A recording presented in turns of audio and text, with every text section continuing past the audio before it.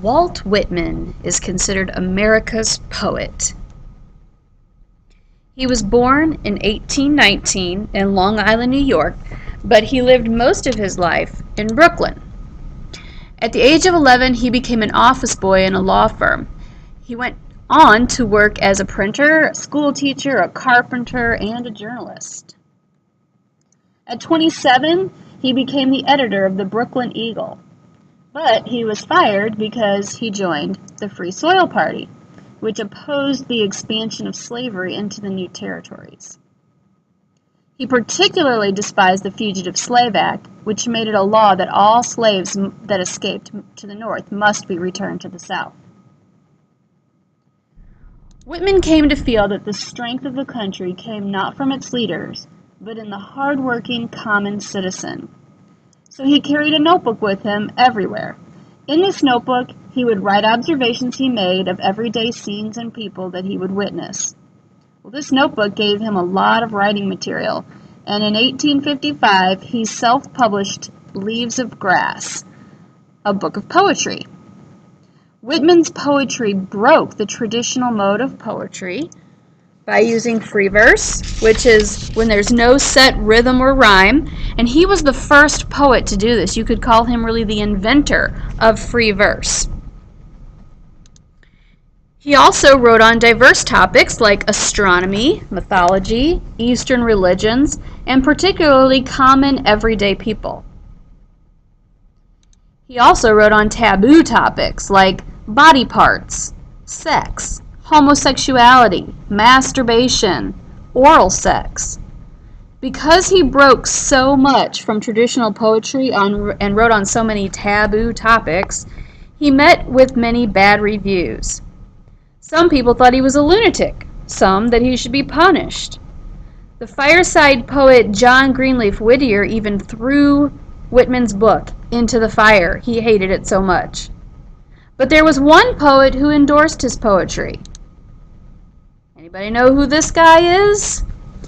The father of transcendentalism? Ralph Waldo Emerson. He endorsed his work, saying, "I find it the most extraordinary piece of wit and wisdom that America has yet contributed. I give you joy of your free and brave thought. I have great joy in it. I find incomparable things said incomparably well, as they must be.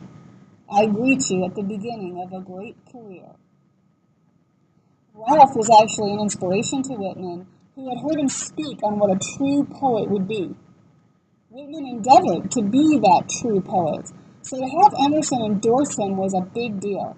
It's said that he even kept this note that Whitman sent him in his pocket always. Well, Whitman added, revised, and republished Leaves of Grass 9 times before his death in 1892.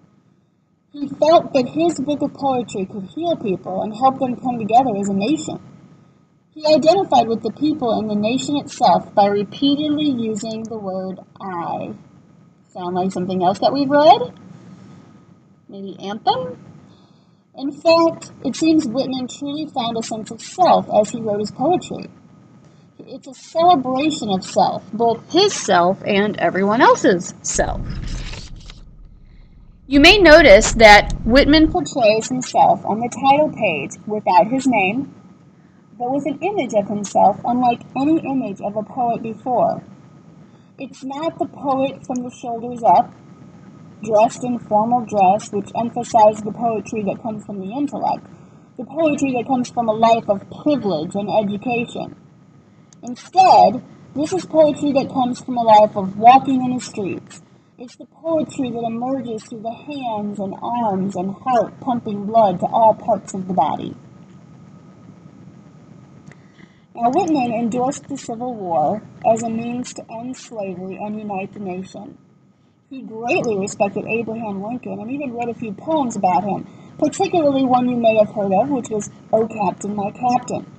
He was very devastated by Abraham Lincoln's death and many times spoke on the anniversary of his death about him. Well, the Civil War most impacted Whitman when his brother was hurt in the Battle of Fredericksburg. He raced to Washington, D.C. to see him. His brother's injuries weren't very severe, but Whitman stayed and visited with the wounded daily for 3 years. He would read to them, talk with them, and sometimes just sit with them. Why was he so drawn in? When Whitman came to Washington, D.C., not knowing what he was going to find, he walked by a mansion that had been turned into a hospital, and what he recalls seeing is a pile of severed limbs, amputated arms and legs of soldiers. Then the war becomes, for him, a war on the body as well as a war between the states. Well, knowing how Whitman feels about the body and the sense of self, you can imagine that this was horrific for him. So what literary period does Whitman fit into? Well, he was writing during both the Romantic period, which was 1800 to 1860, and the Realistic period, which was 1850 to 1900. So, really, he's both a romantic and a realist. So he can serve as this bridge between romanticism and realism, what I would call a romantic realist. So, how is he realist? How is he romantic? He had the optimistic view of the Romantics. He believed in individualism, democracy, and nationalism. He criticized the materialism that corrupted society and emphasized living in simplicity. He also placed great value in nature. We'll see that a lot in his poetry. How is he realistic? He liked to focus on the common everyday people and their language. He also wrote about the realities of war and slavery and just what people went through in general. Whitman is considered the ultimate American poet. His voice is distinctly American because he wrote about the common everyday American people. He did not follow traditional poetic forms or topics, and he was a major influence on modern American poetry.